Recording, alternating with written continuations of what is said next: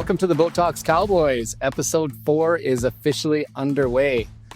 Andrew, we kind of have two camps of listeners. We have, those who get the treatments or are curious about it. And then we have injectors or those who work in the industry. So I think it'd be fun if you gave a little nugget of wisdom to each of the groups, maybe every episode or every couple of episodes, some cowboy wisdom, if you will. I'll set the scene for you. The lights go dim in an old saloon. Your eyes squint a little and smolder. You exhale your hand-rolled cigarette. Everyone quiets down. You tip your hat up a little bit with the tip of your finger. And you tell us something that many of us wouldn't know. Give it to us, something for patience. That's really good. I like that. Now I feel like I'm in that moment. So I'll start off with patience. Specifically, something I think patients should be aware of is pricing for neurotoxin treatment. So that's the Botox, CMN, Dysport, all of the other different brands out there. Most clinics price per unit. There are a smaller group, but a significant number of people that price per area.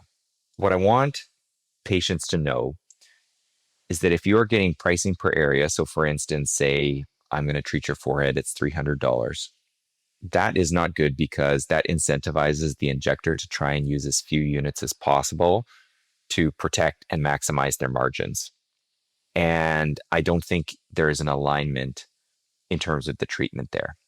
So many injectors like to do this, whether it's that they don't like talking about price or they don't like that sort of negotiation, or whether they just simply feel this is better for their practice. In general, I don't think that's a good system because the priority is not optimizing patient dose. Certainly, there are going to be some injectors out there that are honorable, and let's just do some basic math. $10 a unit, and someone gets 50 units. If you're doing per area pricing, that really erodes down, and the injector is certainly not making their $10 a unit. Whereas if they look at someone's forehead and they say, oh, they only need 15 units. Well, now they're making huge money, significantly more. Yeah, huge money. So I just think it's important for people to know about that and how it could be detrimental to their treatment outcome. Now, for injectors, I will scream this from the top of a mountain, and I'll stick with neurotoxin on this one as well. Dose to effect. This is a concept that many, many people are not trained on, nor is commonplace. Botox is a medication. Okay, so we have to dose it, and basically what we need to assess is muscle strength. And the dose that we use correlates to the muscle strength that we assess. And so one of the great mysteries to me in aesthetics is why people use the same dose for everyone. Because your forehead tile is going to have different muscle strength than, say, a 21-year-old female or a 68-year-old male. And, your upper lid may be less heavy than somebody else. Like everyone's anatomy, budget, and facial anatomy is very different. And so no different than if we were, say, treating a urinary tract infection, there's going to be a dose of antibiotics that we need to eradicate the bug. If we use significantly less than that, we are going to create problems for ourselves and mischief. And so what I would encourage injectors to do is get educated on how to dose to effect, how to optimize your patient's treatment results, not only for cosmetic appearance, but duration, and thinking about how these medications are intended to be used. Okay, patience. Don't pay per area. Your faces are all different and you could be getting hosed. Injectors, don't be stingy dosers and don't overdo it. Perfection is obviously super easy to achieve. It's not easy at all. Let's move on to learning the ropes. So next, I want to learn something new again. It was really fun to learn about biostimulants from you last week. So this week, teach us something again. I want to learn about thread lifting. Yeah, that's a cool topic, one that I'm particularly fond of. We've got so many different treatment modalities for facial rejuvenation. Most people have heard of threads or thread lifting. There's all sorts of threads that are not FDA or Health Canada approved. There are some that are approved and have great evidence behind them. In general, think of it a little bit like barbed wire. You put them in the face and you lift up on the tissues and they anchor to create lift. Because one of the most common requests I get is people come to my clinic, they put their hands on both sides of their faces and they just pull back. They're like, give me this. And that sure would be wonderful. In terms of lower facial rejuvenation and promoting lift, fillers are very limited in what they can offer, because if you're actually going to lift the lower face, you have to add a tremendous amount of volume. Not only is this quite costly, but it widens the face. And so what I have found in my career is, particularly for jawline work, for jowling that occurs over time, thread lifting is a wonderful procedure that gives direct lifting of the tissues that has pretty decent longevity up to 2 years. So it's something that I do quite frequently in my practice, particularly for lower face. Does that make sense? Yeah, it does. I had no idea it was actually a literal thread that you put in there. How do you attach it at both ends? How do you tighten it? I'm thinking like a turnbuckle here. Give me something better. So in essence, let's think about this on one side of your face. Now, again, every thread is different. I will just speak about one type here. It's a PLLA-based thread, which is a biostimulant-based thread, which is what we talked about. So you mark out 3 markings. Typically, if we're using the jowl, we would mark out one right on the jowl. We would make a marking halfway up the face, and then we'd have a final marking in the hairline. And so what we do with this thread is we go in the center marking, we feed it down out of the bottom marking, and then we do the same thing. We put the thread in, and in the upper half, it pops out at our highest marking. And then what we do is we pull the tissue back, set the threads, cut them off, and you've got one linear thread that's pulling up. And does this just dissolve over time, or do you need to get it removed? These will be naturally broken down by the body over time. Permanent threads are a terrible idea. Most of the threads on the market that are popular and commonly used will break down naturally by the body. And how long does it last then if your body's trying to take down this barbed wire you've put in the face? Longevity for threads, what I see in my clinical practice, is up to 2 years. Now, some of this, again, this is dose related. If you have somebody with very heavy set jowls and use one thread per side, it might not make any impact, or it's going to make a very transient lift.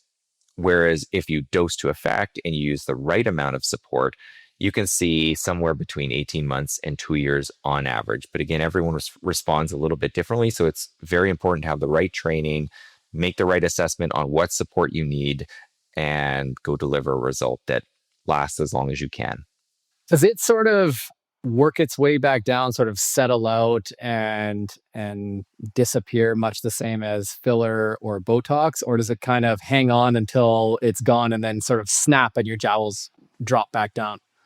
No, everything with this is gradual. And so there's sort of 2 questions there. Patients sometimes ask, will I be saggier after I get it? No, that's not the case. You're just putting a pause on your tissues descending. You want to produce a little bit of dimpling. And so these will settle out. And so this comes down to injector experience on how hard to pull the threads, so that when they release and settle in to the tissue, everything looks natural and nicely lifted. What are the possible complications that we have with thread lifting? I'm sure there are some. Most common ones, as with any injectables procedure in the face, there's chance of bruising. There is likely to be a bit of swelling, sometimes asymmetric swelling. And these threads typically take a few days to settle in. So we try and say, don't make too many dynamic movements around the mouth. We really want these threads to sit and deliver an effective treatment. There's always the chance of an infection. These are very rare if you have somebody who's using sterile technique. For the most part, really well tolerated. And as I alluded to in earlier episodes, I think the number one failure in cosmetics, classifying it in a general way, is lack of intended cosmetic effect. And that really comes down from expectation setting and an injector taking time so their patient knows exactly what's going to happen with the procedure. Okay, and is this reversible? Can you remove the threads, or are they in there until they dissolve?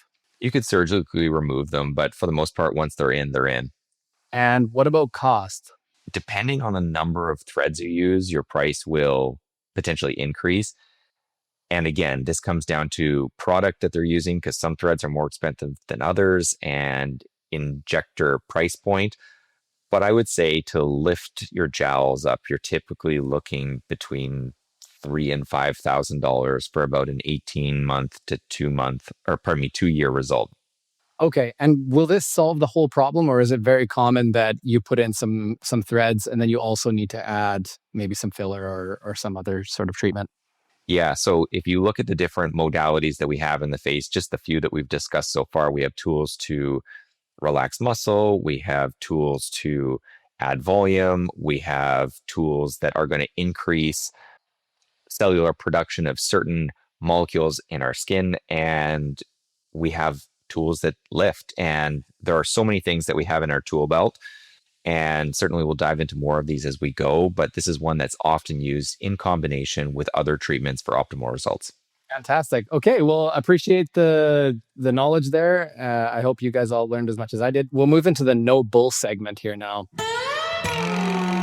I'd like to talk about injectors to our patients about injectors. You kind of have this backdoor knowledge of what's going on in the clinics, and patients don't know. So give us something new. Okay, I will try and provide some insightful knowledge to both patients and injectors.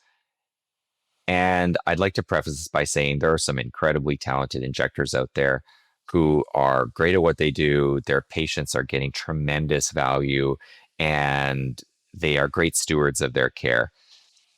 Now, in general, these are important things that our patients should be aware of.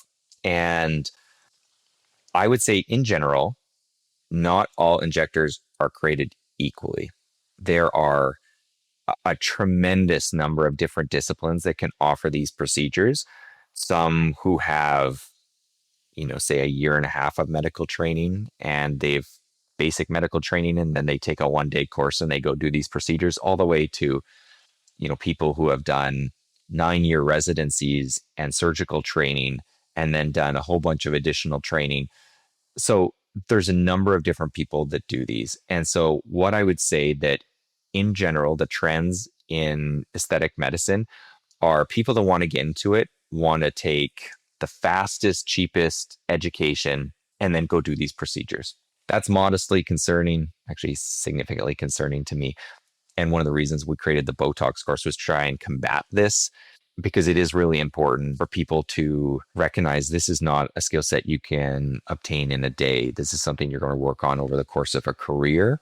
And people need as much training as they can get before they start doing this. So no different than if you were going to pay somebody to build your house. You'd want to know their background, what experience they have before you go put a whole bunch of money into a project. Same thing for injectors. Ask them questions, listen to how they answer them. Some people say, how long have you been injecting for? And someone might say, oh, 15 years. And well, is that injecting IVs in the hospital, or is that injecting cosmetic procedures?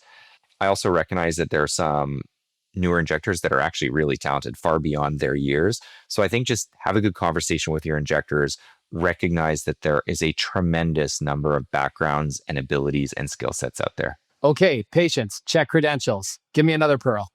Okay, you hear stories about filler migration. The reality is, if filler is placed appropriately and they've chosen the right product and they've set expectations correctly and good technique, they will get a nice result. Oftentimes you'll hear injectors blame the product. Realistically, it's in their control. So what I would say to people is, if they have filler migration, this should rarely happen. And that's not the patient's fault. That is solely on the injector. Okay, so is there a database where people can review injectors and you can look it up? I feel like, for classes, you can have rate my professor. How do people know, or does this just get around on Google reviews? How do people know if their friends are getting filler migration? Or I would say that in general, there is no possible good way to know, other than find an injector that you have good rapport with, get some treatments, see if this is working for you, because obviously you have the ability to dissolve filler should it be a problem. And I think that's the best answer I can give you. Okay. So it's an imperfect process. Do your best, find an injector, start small, work your way up, and I guess determine for yourself. That makes sense. Okay, Andrew, you have so much impressive information about aesthetics, but I think what our listeners want to know is areas in your life where maybe you struggle a little bit. So I've come up with a few questions because I believe I have done more home improvements in your house than I have in my own. So I've come up with some questions that don't pertain to aesthetics that I'd love to see you attempt to answer. Let me know when you're ready and I will hit it. For context here, yeah, there may be a time or two where I've called Tyler for some household tasks that were complicated to me, but seemed easy to him. So you know what? Yeah. Put my ignorance on full display. Let's go. I get to chirp you every single day of our lives and every single moment of our lives, but then we go on here and you're like this big professional. So I need the moment. Okay. What store would you go to buy drywall? Okay, well, I know you came and assessed my drywall. I can't even say the word when it broke. I think you go to like a home improvement store, like a Rona or a Home Depot. My drywall broke. It's a sentence you just said. So I'm going to move on. If you want to tighten down a screw, do you turn it clockwise or counterclockwise? Righty, tighty, lefty, loosey. So I would say tighten it down. Ooh. Right. We're going clockwise. That's right. Okay. What is half of a quarter inch? It's a 0.125 inch. Ooh, it's an eighth of an inch. Very good. Okay. What internal temperature should a medium rare steak be cooked to? I would say slightly red. Okay. The number red. No. I'm going to guess a number. Rice, wait. I'm going to guess a number. I'm going to say 200 Fahrenheit. Wow, that would be the toughest steak you've ever eaten. When cooking rice, what is the correct ratio of rice to water? Okay, well, yeah, you busted me out on this one. I appreciate that. I didn't know this, but I filled, I don't know, probably a 4-gallon pot with water and then threw a cup of rice in there. And I called Tyler 2 hours in and I was like, dude, how long does rice take for you to cook normally? It was unsalvageable. Yeah, it was moist, shall we say. So he doesn't know. He doesn't know. This is so good. If you had to clean a mirror, what cleaning product would you use and how would you do it? Okay, so I farted around with this in clinic for years because clinic mirrors always get dirty. So we've tried chlorhexidine, alcohol, it's Windex, or it's just spit and rub. I'm just kidding. It's just Windex. I'm proud you knew this one. Okay, what is bleach most commonly used for? Cleaning up murder scenes. Okay, definitely watch which injector you select, people.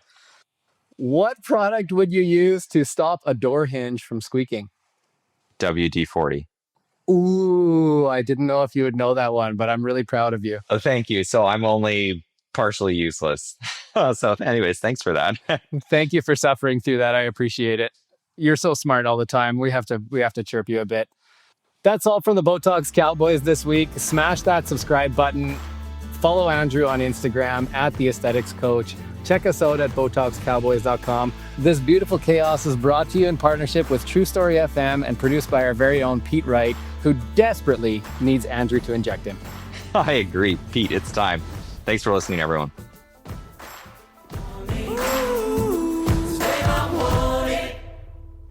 Do you still want